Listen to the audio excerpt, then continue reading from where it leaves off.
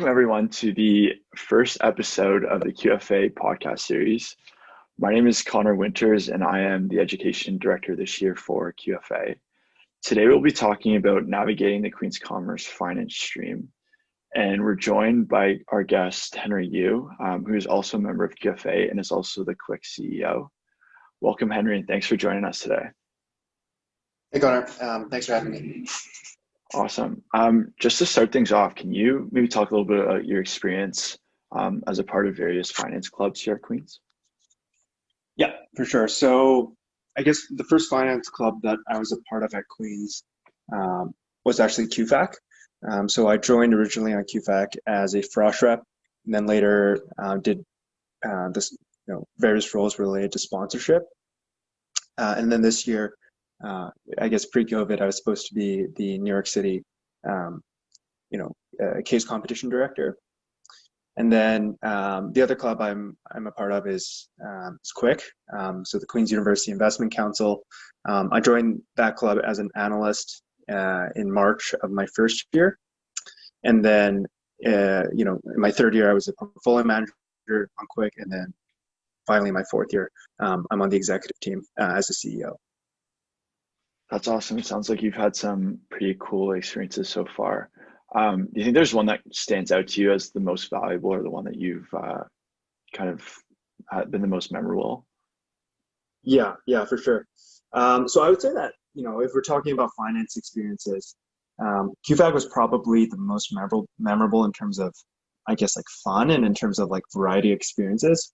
I think, especially in your first few years in this program, it's a great way to meet new people.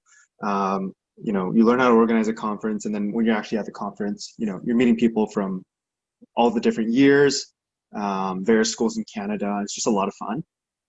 I think in terms of learning experience, Quick, I think Quick has had a pretty big impact on my experience at Queen's. I think for me, each role or each year on Quick, my role has been changing. When I was a first year, I was an analyst on Quick, and it kind of felt like I was drinking through a fire hose, trying to learn about investing. And it was a very research-focused role, just trying to, be useful and be helpful to my portfolio managers, learning about a new sector. And then, in my third year, when I was a portfolio manager, obviously, there's a lot more. You're expected to do more in-depth analysis for investments. But you're also thinking about the portfolio, right? Trying to manage things like risk, but also because you're third year now instead of a first and second year, you're trying to be a mentor to the younger students in your sector. And then this year, being CEO has been, I think it's been about, well, obviously it's been about investing in finance, but it's really been about managing people. We're a team of about 33 people, and there's a lot going on for Quick, right? We're trying to manage the portfolio, but we also have events we're trying to run. We're trying to think about, hiring new people. For the people already in club, we're trying to help keep them on task, and also help set the direction for the new year. I think each year that I'm on Quick, I get slammed with a lot of new experiences, but I think it's always worth it. And I've had a great time on both clubs.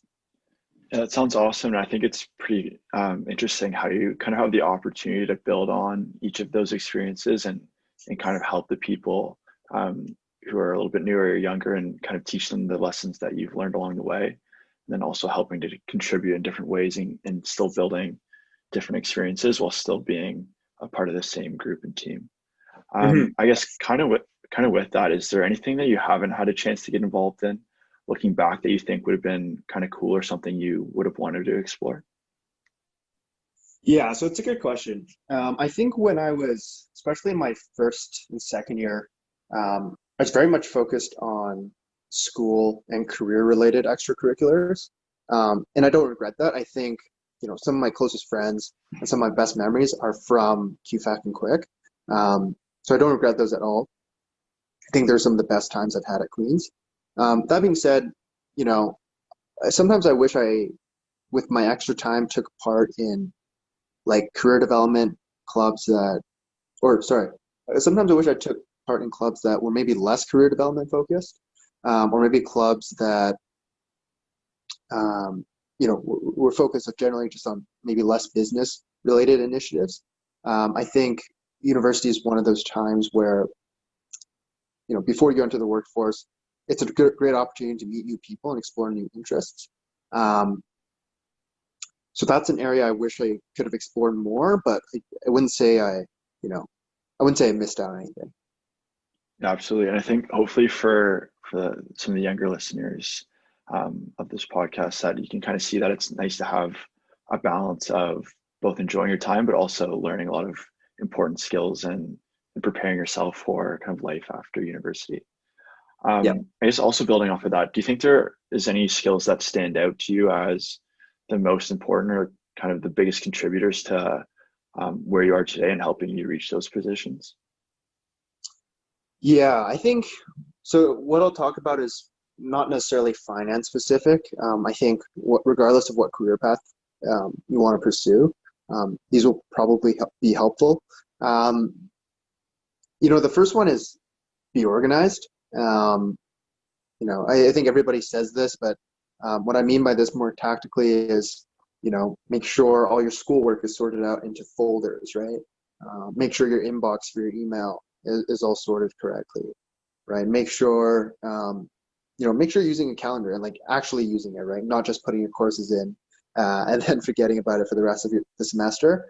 I think when you have a lot of information, you're trying to remember a lot of information in your head. It's very stressful. It's easy to forget things, and it's better just not to do that. The next thing I would say is learn to reach out to people you don't really know. And I know that, for people that are watching this, maybe in first and second year, it's very awkward to reach out to people you don't know. It feels very transactional.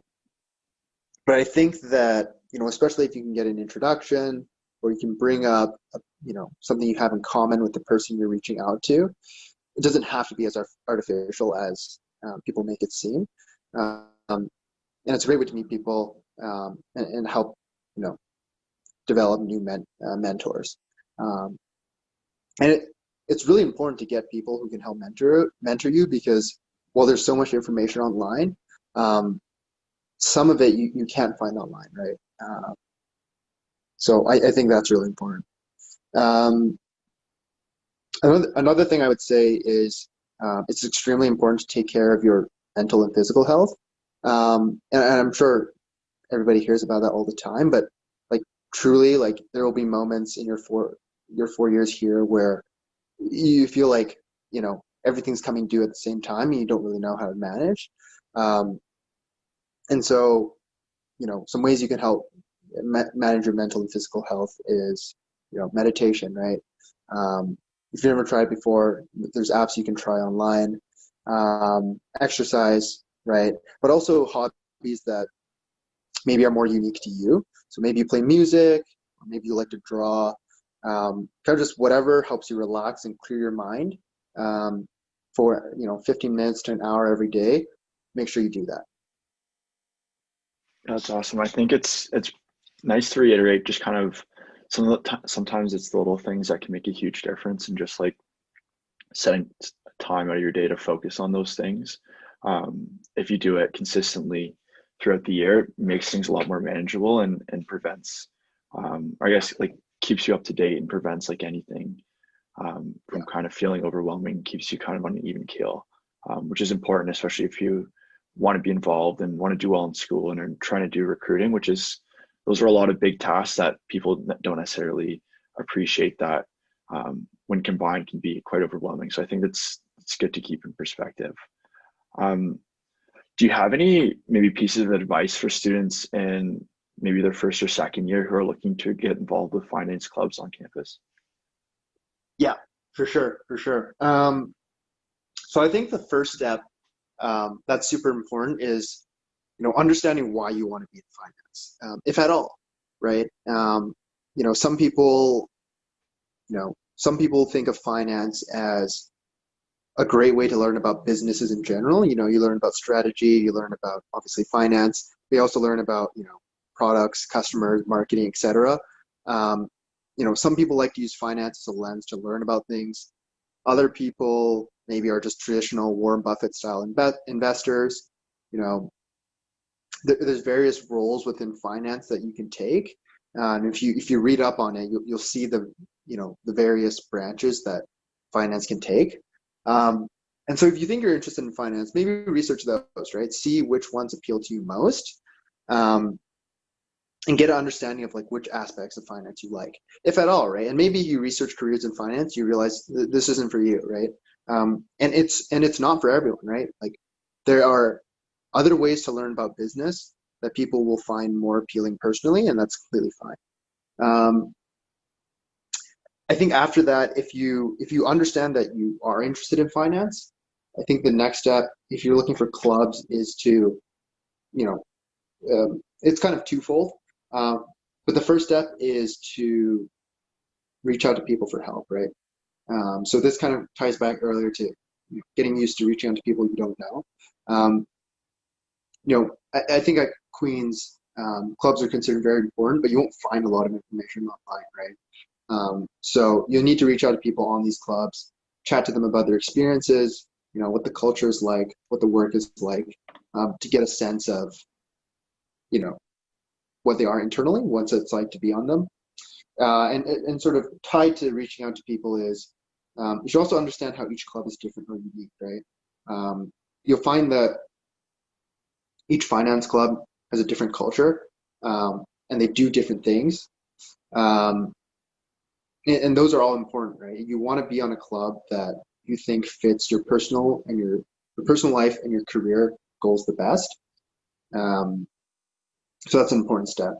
And then finally, I would say that, after you have your clubs in sight and you don't want to be in finance, since most of the finance clubs require some sort of stock pitch, I'd recommend you participate in stock pitches, and read up on books early on.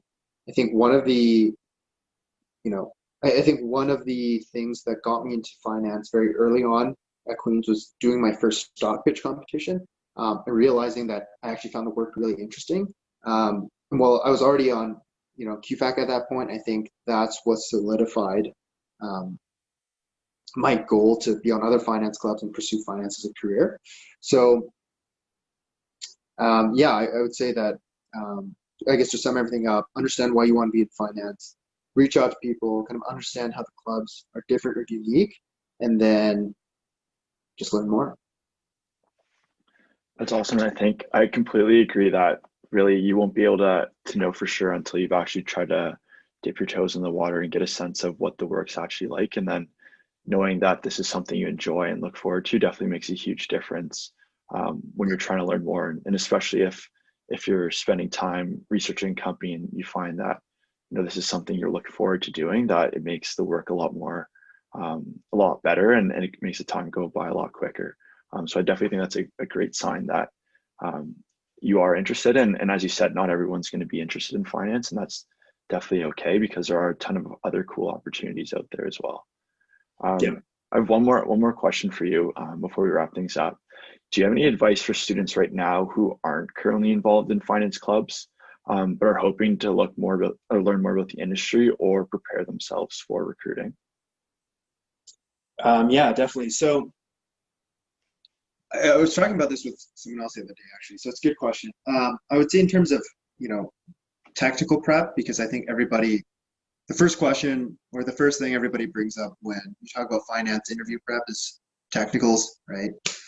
And in terms of technicals, I always found that breaking into Wall Street, as much as it's kind of like almost a cartoon or a meme in the finance and commerce community, it's actually a very well-written guide. And I think if you can find it, either if you're willing to pay for it or you can get it from a friend, I think it's a great way to, to learn about finance. And I think it's written in a pretty, concise and systematic way. And I think if you understand all the concepts in there, you're very well on your way to, in terms of interview prep. But I think what precedes interview prep is the actual networking portion. I think, the way these firms are, often they'll get so many applicants that Like even people with impressive resumes, if they haven't networked, might not get the interview. And the reason is just because recruiters they'll get overwhelmed, right? They might get 1,000 applications for say 10 positions. And they need to find a way to go through those resumes fast. And they see a name that they recognize, they'll just flag it for an interview. So networking is important. For those that are interested in U.S. recruiting, I think whenever COVID blows over and the borders open up, I'd recommend to do some trips down to the U.S. I think networking over the phone is good, and I'm sure like everybody's sort of gone used to meeting new people over Zoom, but you can never replace like in-person interaction. And then I would say next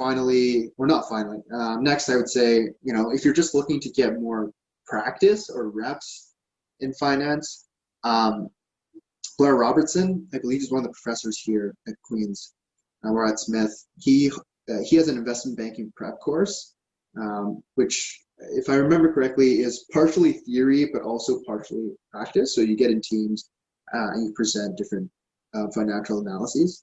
So I believe it's like that.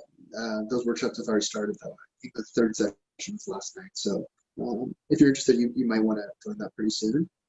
And then my last tip would be, recruiting can be sometimes a long and like really tough journey, and you want to get a group of friends that can kind of join you for that journey. And in addition to, I guess, social and emotional support during some pretty tough recruiting times, it's also really helpful to have friends that you can trust and can bounce recruiting information off of, because sometimes you'll hear, for example, that a certain firm is planning to recruit early this year, and obviously you won't find that information online, but if you have a friend who's done a few coffee chats, maybe they know, right? And if you share information with each other, they'll be in a better spot for recruiting. Awesome. Thank you so much, Henry. I think that was some pretty valuable advice, and I definitely enjoyed hearing your insights on this. So thanks for taking the time to speak with us, and we wish you the best with this upcoming year. Yeah, thanks, Connor. You too. Thank you.